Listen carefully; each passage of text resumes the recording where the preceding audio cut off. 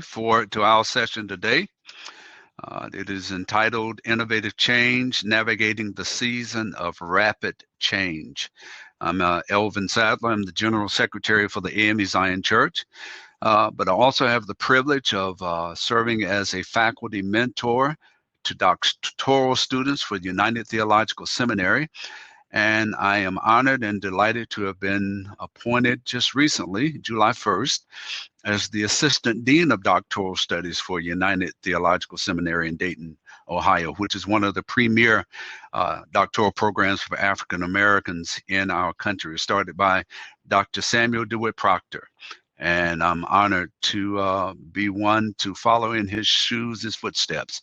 And so based upon my experience as a pastor and a presiding elder in the A.M.E. Zion Church for over 35 years, and now as the General Secretary of the church, representing the church around the world as its Chief General Officer in areas of doctrine, polity, information, and research. I've seen a lot and experienced a lot about ministry and church growth, also serving as a consultant, chief consultant, and founder of Game Executive International Ministry Consultants. And so I'm here today just to share some things with you, hopefully to help you to become a more effective, innovative change agent. And so the purpose of our session today is to provide tools to help leaders to navigate the seemingly unending barrage of rapid change, the seemingly unending barrage of rapid change. Everywhere we turn, we find that we are facing rapid change. And from this, leaders will be able to identify areas where change is needed and create a culture of innovative change, either in their corporate or congregational context. So this doesn't just apply to the church, but it applies to anyone in a corporate, small business, large business, any setting, because these principles are transferable. So I want to talk to you about the season of unprecedented rapid change. The world as we knew it 6 months ago has changed forever. Pandemics, plagues, natural disasters, and economic collapses have caused us to rethink and change how we process and move information. Social networking, telepresence, video chatting, email communication, and digital collaboration have shifted us into a culture that is ever changing at rapid speeds. If I were to ask you if things are totally different in your life and in your culture and in your setting, I'm sure everybody would raise their hands, because we are now facing a season of rapid change.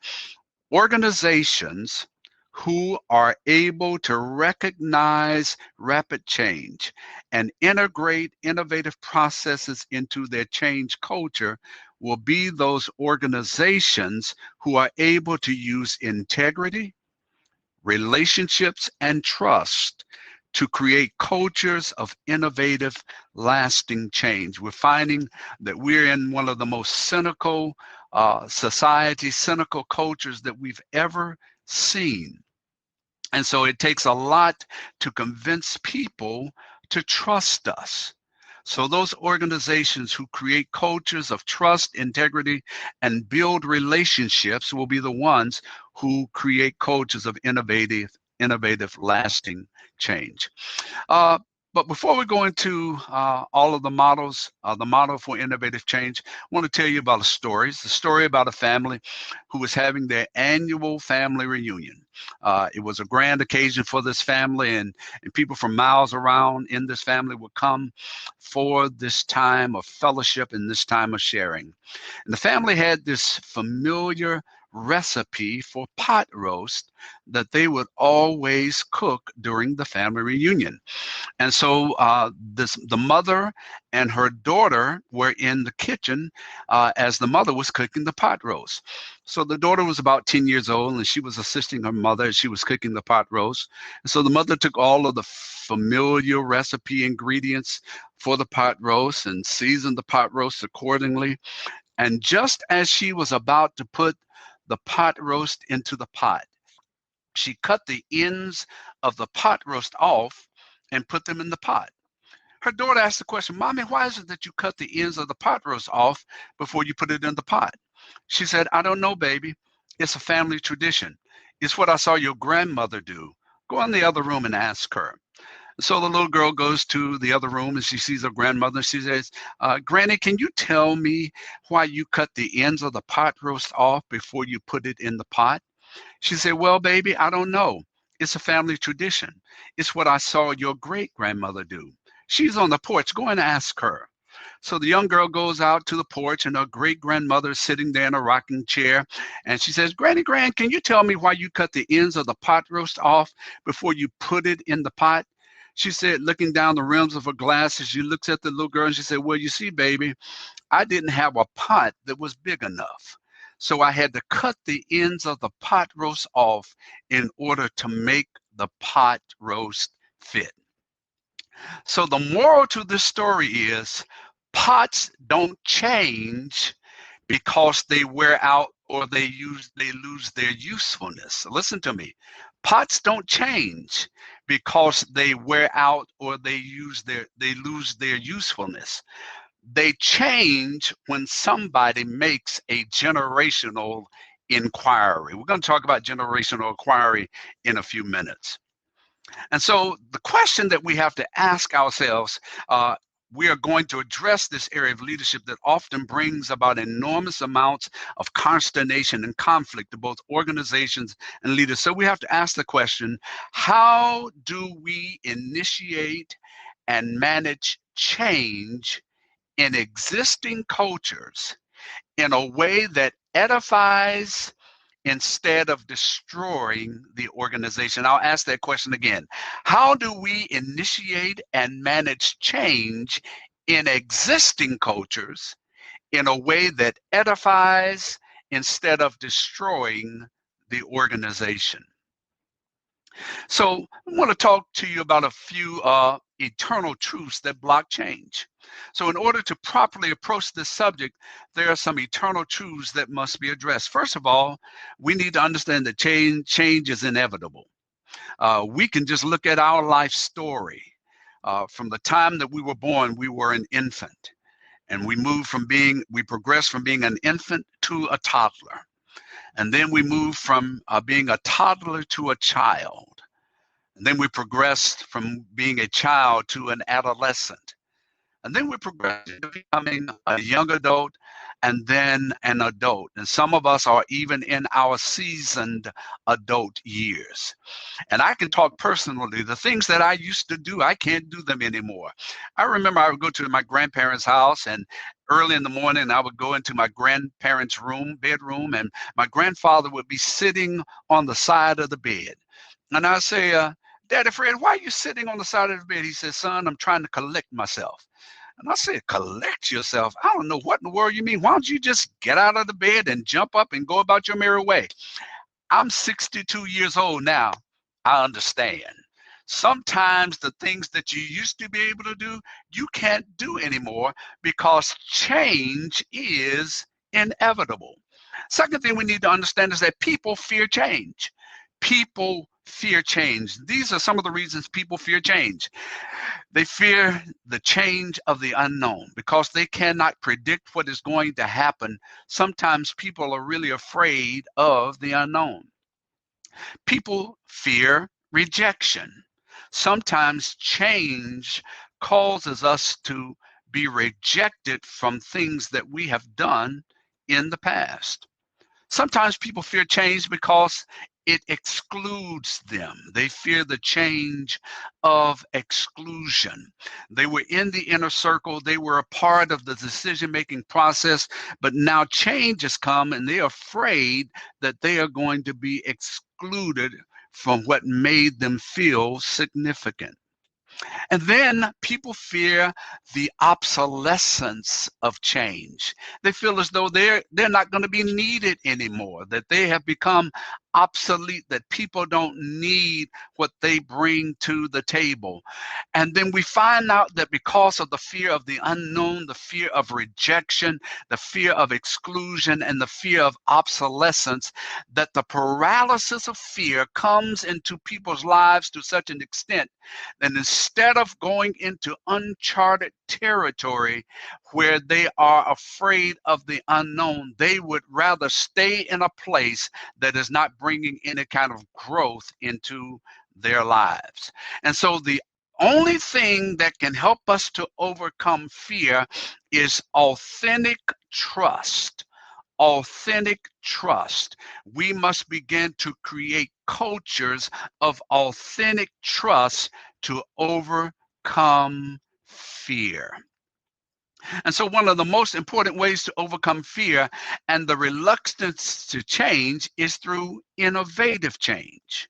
You see, innovative change is the act of taking a principled tradition and enhancing it by merging an existing method with a newer, more effective method to make the tradition more relevant and effective for the present culture and context in which it currently exists.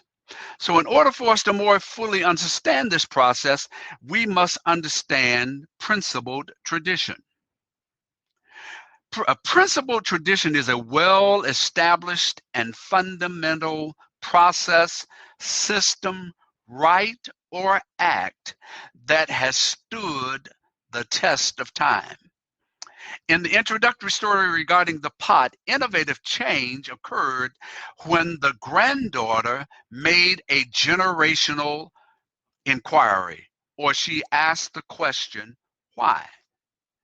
And the generational inquiry was made in order to address the perceived need in the present generational context to change the process of cooking the pot roast, which was the principled tradition. Every generation they cooked that pot roast the same way, and it came out the same way. It was a tradition that was tried, and it was true. And while there was nothing wrong with the recipe or the principal tradition for the pot roast, the granddaughter perceived that there was a better way to cook the pot roast. She didn't throw away the recipe or the principal tradition that had been handed down over generations. She just felt there was a better way to cook the roast or to fulfill the principal tradition.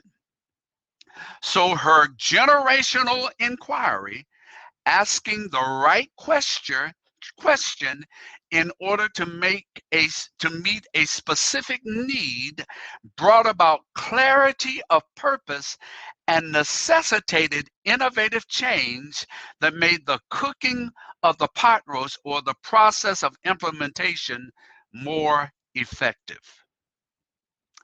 So we have to understand that when we take tried and true principle traditions and put them into practice with new, more effective ways, not only do we cook the same pot roast or use the same principle tradition to its maximum effect, but we find new and better ways to do it. And that's what innovative change is. But one of the dangers of implementing innovative change is making sure that the leaders or the change agents have the proper qualifications and characteristics to bring about innovative change. There are, however, some traits or defects that slow down or even destroy the process of innovative change. First thing is, the first characteristic that can slow down the process is when the leader is analogous to a frail pot. Frail pots consist of those leaders who have weathered the storms and have been relatively successful in their endeavors. There's nothing wrong with a leader except that age has inhibited the leader's ability to have the energy to engage others in ongoing innovative change. Now, we're not supposed to throw out frail pots, because seasoning and maturity have a significant place in the life of leadership and succession. But they cannot continue to do what they have presently been doing. They have to change function, but their purpose remains the same. They use their wisdom, their intellect, their knowledge, and their experience to pour into younger leaders to help them to become more effective in how they do their work. So they are frail pots. And then we have irreparable pots. Irreparable pots consist of those leaders who have been so badly damaged that it will take enormous amounts of therapy to rebuild trust in order to facilitate the process of innovative change. Whether it is they were being damaged by a manager or a former or a fellow employee, or they were damaged in their upbringing, something inside of them is intrinsically causing them to not be able to reach their fullest potential. And because of this, they create a spirit of mistrust because of the traumas that they have faced. And then you have broken pots.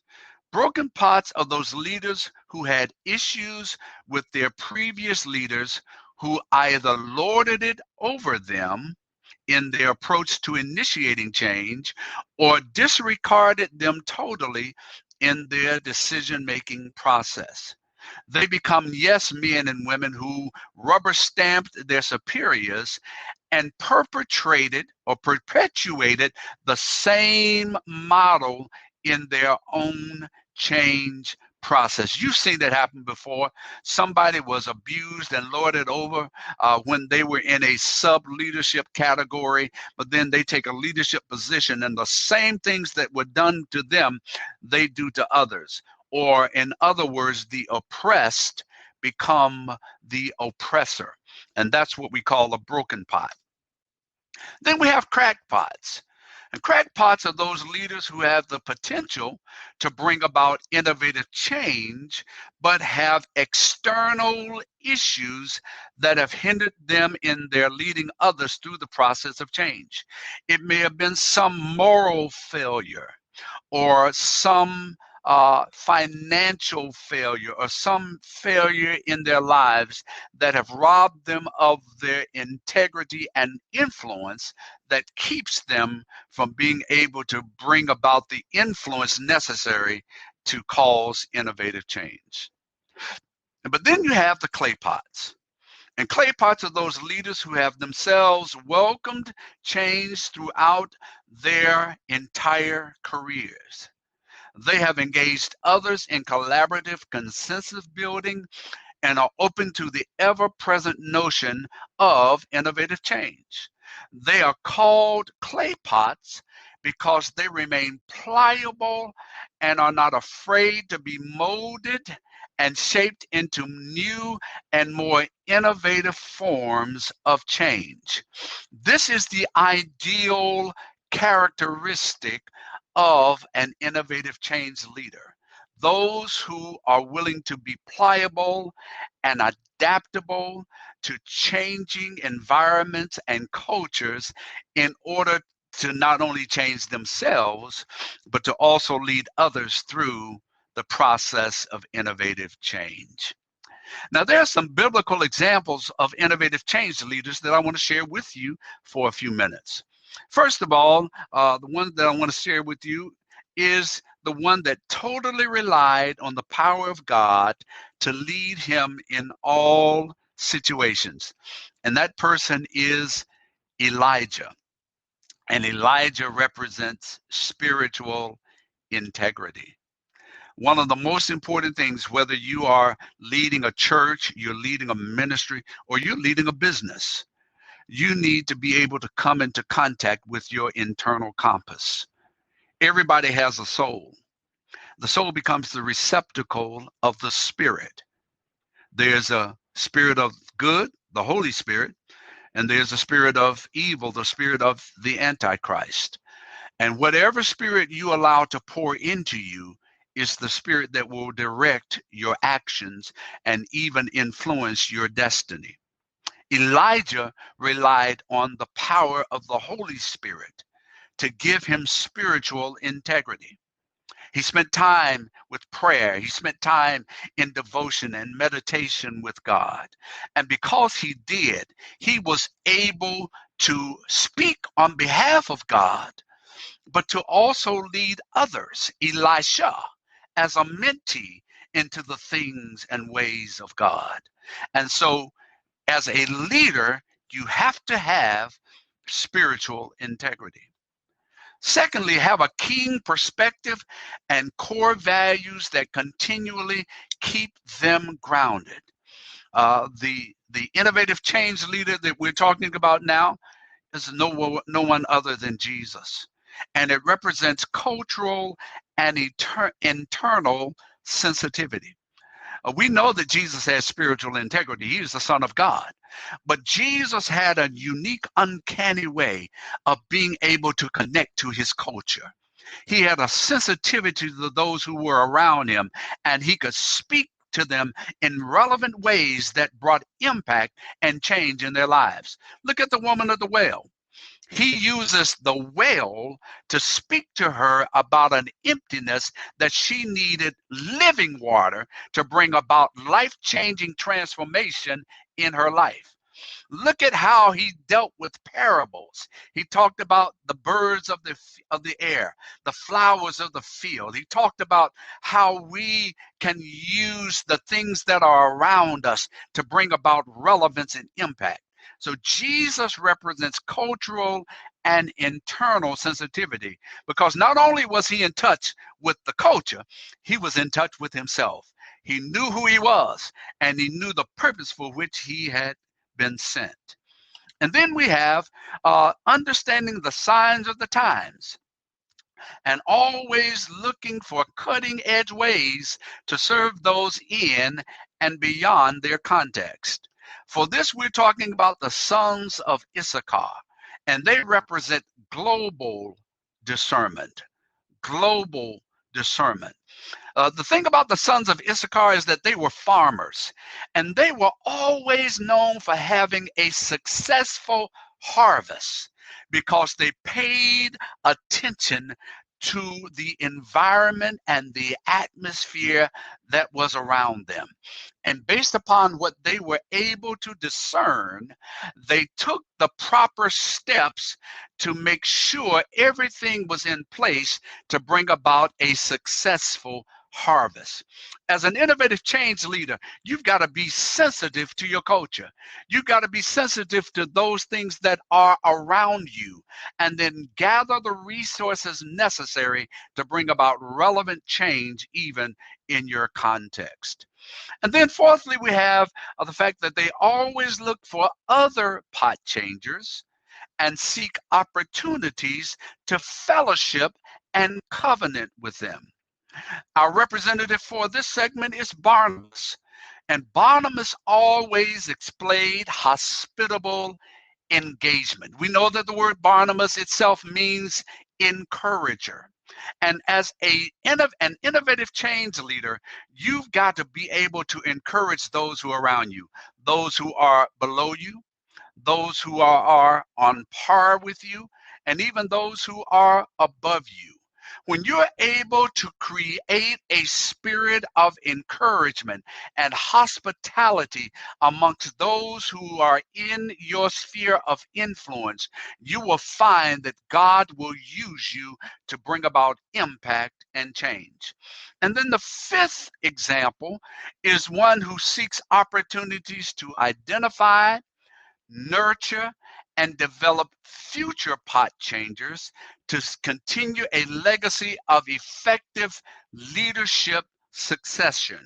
And our representative for this area is nobody other than the Apostle Paul. And he represents progenitorial significance. That's a big word, I know it is. Progenitorial significance. What does that word mean? What that word means is Paul always looked for a way, whether it was through Silas or through John Mark or through Timothy, he always found a way to pour into the lives of those who were coming after him. Sometimes people can become selfish and want to hold everything to themselves. But there's a principle called sowing and reaping. And the Bible talks about the principle of sowing and reaping. Even in the book of Genesis, the 3rd chapter says, there will come a time, there will always be seed time and harvest. It is a principle of the kingdom. And what I have discovered as I have grown older is that as God has poured into me and has given me wisdom and knowledge and information, I would be selfish, and selfishness is a sin. I would be selfish to hold it to myself. It is my responsibility to sow seeds of influence and wisdom and mentoring into the lives of those who are coming after me. And the more, watch this, I pour into others, the more resources God sends my way to pour into me. And so Paul represents progenitorial significance, being able to be a mentor and to pour into the lives of others. And this is critical in innovative change because it helps to create a succession of innovative change even after you are gone. It creates a legacy of innovative change so that people can continue to do what is relevant in their context. Now, what I want to talk to you about today is those 5 characters, but how they represent what is called a leadership mix. So from the biblical examples come the 5 essential leadership traits necessary to empower the innovative change leader to build organizational capital to move the organization ahead in innovative change. So here they are. Elijah's spiritual integrity. Like Elijah, they will learn how to rely on the power of God to lead them into all situations. Before you do anything, you ask God for guidance. Jesus and cultural and spiritual sensitivity. Sensitivity like Jesus, they learn how to have a keen cultural perspective on their context and intrinsic core values that keep them grounded. We see the Beatitudes. And we read those Beatitudes in the Gospel according to St. Matthew, chapter 5. But the reality is those Beatitudes are kingdom principles or core values that Jesus lived by. Jesus taught us, he modeled it, and then he told us about what he had modeled. He took those 10 principles and he put them into practice, and he lived his life according to those core values. Innovative leaders have to find out how to be governed and guided by core values. Sons of Issachar, global discernment. Like the sons of Issachar, they will understand the signs of the time and will always look for cutting edge ways to serve those in and beyond their context. Then Barnabas, hospitable engagement. Like Barnabas, they will look for opportunities to fellowship with and encourage other innovative change leaders. And then the Apostle Paul, progenitorial significance. Like Paul, they will seek opportunities to identify, nurture, and develop future change leaders to foster the spirit of adventure and cultivate a legacy of leadership succession. With this mix, leaders can accumulate the necessary capital to create a spirit of adventure through organizational trust and organizational emotional process. But let's talk about the spirit of adventure. The most important element an innovative change leader needs to embody and assist those they lead with moving into new territory, is the spirit of adventure. The spirit of adventure is the ability of a leader, through their personal evolution and maturity, to rise above established systems and processes and search for an ideal innovative mix that will both inspire and empower his or her followers to risk exploring uncharted territory. Every new idea that charts a new direction and shapes a generation begins with a creative discovery process. You see, you cannot uh, bring about innovative change until you have the spirit of adventure that causes you to go into uncharted territory, and then a creative discovery process that guides you through innovative change. You see, the creative discovery process is the act of taking followers through a series of discovery steps which build upon previously evolved steps, eventually bringing them to an aha moment, which transforms their thinking towards a preconceived notion or established norm to a new way of thinking and doing. Touch yourself and say it's a process. It's a process. And we have to learn how to engage in the creative discovery process. So when we talk about generational needs and the discovery process, we have to understand what a generational need is. See, before we can define it, we must first clarify generation. A generation is a grouping of people born and living at about the same time, regarded collectively. It can also be described as the average span from birth to adolescence to adulthood, during which time children are born, they grow up, they become adults, and they begin to have children of their own. The age of 30 is considered to be the dividing age between one generation and another. Over the past century, there have been approximately 6 to 7 generations, and each of them lends to the discovery process and the spirit of adventure. The first generation is called the Great Generation from 1898 to 1928. It's known as the GI generation. It was the first generation to face a global war, World War I, the Roaring '20s and the Great Depression. It was a generation who witnessed rationing and national patriotism.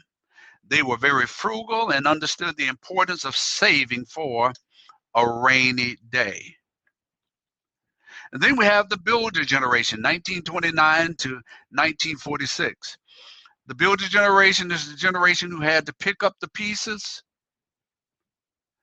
from the Great Depression. And they not only experienced the aftermath of the Great Depression, but they also experienced the Second World War and the invention and the devastation of the atomic bomb. And then you have the Boomer generation from 1947 to 1964. What happens when soldiers return from a long war and reunite with their significant others? They make babies. Thus the name of the generation, the baby boomers. At the time, this generation became the largest ever, over 42 million in America. With this boom of children came an economic boom. Because there was a deluge of children, new schools had to be built. New homes became a necessity for new families. And because homes were in different neighborhoods, people needed transportation, which spawned a need for automobile manufacturers to build new plants to produce new cars, and on and on and on.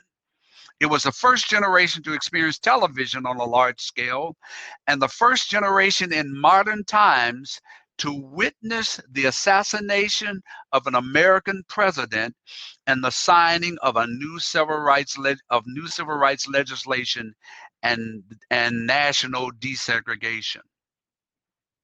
And then we have the Buster generation from 1965 to 1980. They were also known as Generation X. This generation witnessed some of the greatest advances in technology. It witnessed the landing of the first human on the moon, the widespread use of the computer, and the invention of transistors and urban renewal. It also witnessed some of America's darkest hours. This generation witnessed the resignation of an American president, the assassination of several great American leaders, including Martin King Jr. and Robert F. Kennedy Jr. and others. It witnessed the riots in major cities, the Vietnam War, and the rise of the drug wars. It took a backseat to the baby boomers and had been considered by many to be the lost or the minimized generation. And then we have the millennial generation. They were born between 1981 and 1995. This generation gets its name because it ushered in a new millennium. Also known as Generation Next, it became the largest generation ever, 92 million in America. Also known as Generation Y, it is said that this generation has never been shy or timid about asking questions. This generation witnessed the invention of Macintosh, the first home computer. They witnessed the birth of video games and the disco scene. They also witnessed the integration of the World Wide Web and the assimilation of the global village. They witnessed the creation of the 24-hour broadcasting and news cycles, the tearing down of the Berlin Wall, the dismantling of the Soviet Union, and the devastating consequences of acquired immune deficiency syndrome, better known as AIDS. This generation has changed how the world processes information and how we view work and play. They have actually reconstituted the morals of their grandparents and seek to change how we care for and protect our environment. And then we have Generation Z, born from 1995 to 2010. This generation is evolving and promises to be the more adventurous than all previous generations. This generation has seen significant advances in technology and how we communicate and engage with one another. They witnessed the birth of portable computing through the smartphone, laptop, iPad, and iPhone, Androids, and tablets. They've witnessed the birth of telepresence and cloud-based computing. They were the first to witness video conferencing and social networking from MySpace to Facebook, Twitter, Snapchat, and Instagram. They would rather text than talk, and FaceTime or Google Hangout or meet you on their timeline rather than meet you in person. They've witnessed online shopping and a global pandemic. Cloud sourcing is their way of life, and almost every one of them carries a mobile device with them at all times. But then we have Generation Alpha. They were born in 2010. They are the children of the millennials.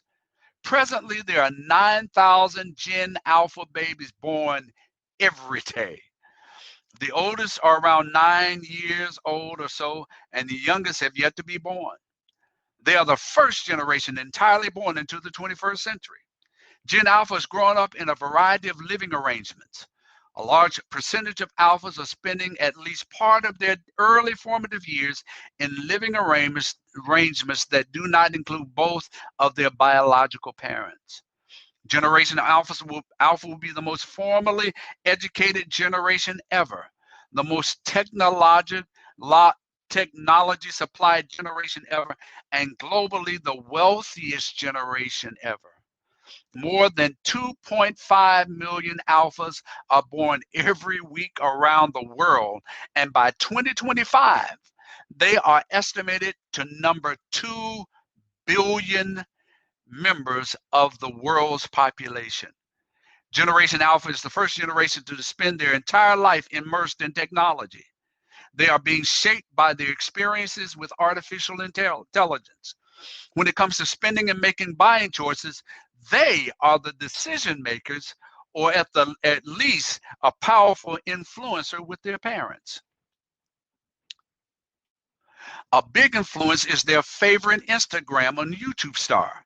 55% say they would purchase a product if they saw their favorite Instagram or YouTube star wearing it. Televisions are still the most common way for kids ages 6 to 12 to watch their favorite shows.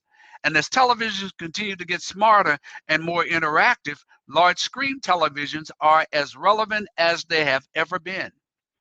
53% of alpha kids have their own smartphone by the age of 11. Gaming is the #1 smartphone activity, followed by watching videos and texting. They expect on demand. They expect everything to be on demand. They are being wired to have access to all content anywhere and at any time. They expect instant gratification. Typing is out for them. Talking is in. Typing is being replaced by voice-activated devices. Smart devices are becoming a part of family life. Using devices like Amazon Dot is growing daily. 39% of alpha kids use this type of device every week. They're growing up with the familiar voice of Siri, Alexa, and Google Assistant in their home. This newest American generation displays unprecedented diversity in almost every dimension one can imagine. With examples, ethnicity, nativity, income, family arrangements, you name it. Elwood Carson, a demographer and professor of sociology, says that 6, possibly 7 generations of people living at the same time, each with their distinct generational nuances, are going to impact us. And the question for us today is, how do we minister or serve all of them at the same time through innovative change? See, as we've seen, generations often forge an identity of their own based upon the evolution of society and its needs during that time. As each generation evolves, it begins to foster the theory of innovation.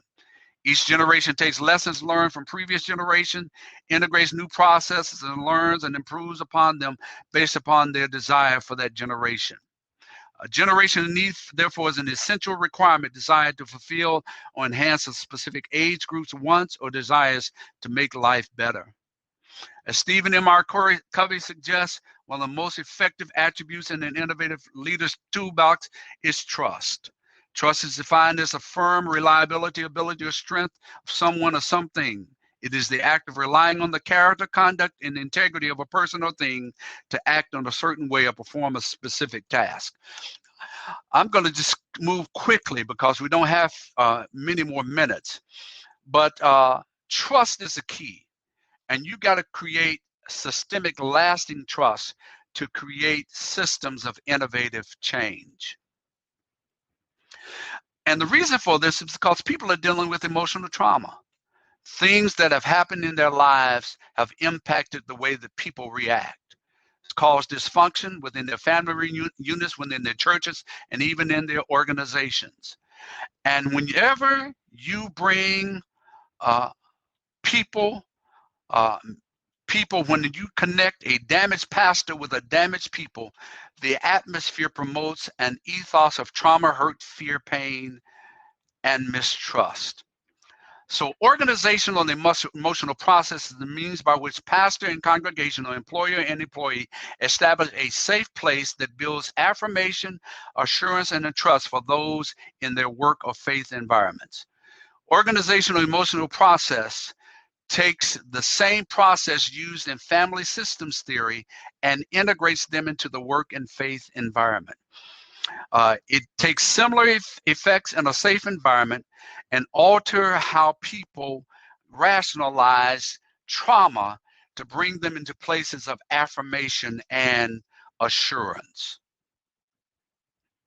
And so there are just so many other things that we could talk about. Organizational consensus process that talks about how you take this process of consensus building from the top down, get buy-in from their people, and help them to be a part of the decision-making process. Listen, you can't lord it over people anymore as a leader. You got to involve them in the decision-making process. People are managers, they are doctors, they are lawyers, they are judges. They're making life or death decisions every day. And then we bring them into churches and organizations and try to tell them what to do. Time out is for that. We've got to involve people in the consensus building process in order to gain innovative change. And there are 5 innovative change markers that you have to pay attention to as a leader. The top 5% deal with being a vision catcher and being embracers. When you spend your time with the vision catchers and the embracers, those are the people who will catch the vision and after information will embrace the vision. These are the people that you spend your time pouring into. And then there is another bottom 25%, the vocal minority. These are the rejectors. They reject and have a negative opinion on everything that you try to do. They look with a critical eye for every way possible to defeat the change. They want things to remain the same, and if change occurs, they will eventually concede and reluctantly accept the change. They comprise about 15% of the bottom 25%. And then you have the vision snatchers. They comprise about 10%. The fifth and final marker, whether they were hurt by past leadership, have never been connected to vision, or have an ulterior motive to destroy the movement, their sole responsibility is to create as much chaos and confusion around the idea. They will resort to manipulation and sabotage if allowed. It is possible they will never change or agree to accept change. They make up 10%. So the innovative change is won or lost in the middle. You got 50% called the emulators, and they go with whichever 25% has the momentum. If it's the top 25, then they go with the yes. If it's the bottom 25, they go with the no. Their decision will impact 75% of the organization. And any organization who has 75% of the followers buying into the change can move forward successfully in implementing the new ideas. Innovative change is either won or lost in the middle. So it is critical that the innovative change leader understands this dynamic and how it will affect all decisions in the organization moving forward. So this is what an innovative change leader has to do. They have to win the middle. They need to focus less time with the rejectors and snatchers and more time with the embracers and catchers. We have to build relationship without creating cliques that will isolate other people. And this will serve as a formula to move those who cannot see to trust those who can, to lead them into and through uncharted territory.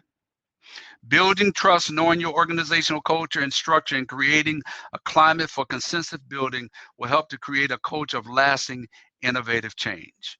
Final thought, innovative change processes are desperately needed for this season.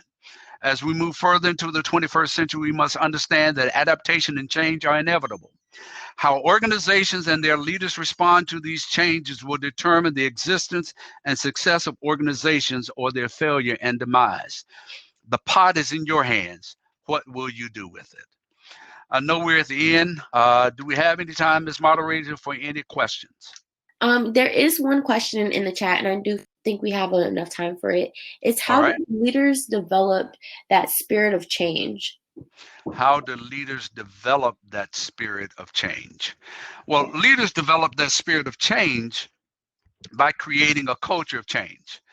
Touch yourself and say, it takes time. It takes time. You're not going to create change overnight. We live in a cynical culture where people don't give you the benefit of the doubt anymore. We find that if somebody is presumed guilty, people will believe that they're guilty before give them the benefit of the doubt of being innocent. And so we have to create cultures that foster trust, integrity, and relationship. And so leaders have to pray, they have to strategize, they have to understand their culture, and then create a strategy to breed trust, integrity, and relationship. I have a strategy, a model that I call the theology of the snake. Jesus says, be wise as serpents and harmless as doves. And I used to see that scripture and say, what in the world does he mean by being wise as serpents? And why is he talking about a snake? Then I began to study snakes. Whenever a snake comes into a new environment, it camouflages itself. And it does that for a specific purpose, because it wants to know where its threats are and where its opportunities are. It wants to discover where its shelter is and where opportunities for food may be. And then when the snake has done a proper evaluation, when the opportune time comes, that snake strikes. And we have to take that same type of theology and philosophy in our leadership. Don't try to rush in and change things just because you have the authority or you think you have the authority. And just if you're a pastor, let me tell you something. If you get an appointment or a call to a ministry, you don't automatically become the pastor. Then you have the title, but you don't have the authority. You have to take the time to evaluate the situation, to build trust and to build relationships in order to have people to want to follow you. So you've got to build a system of trust and a culture of relationship and integrity. Any other questions?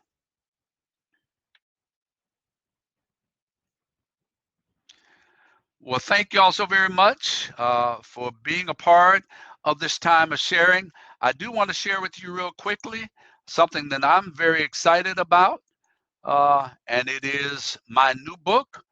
Oops, it went to the wrong page. Let me see if I can do this real quickly so that we go all the way to the end here. My new book, it is coming out real soon.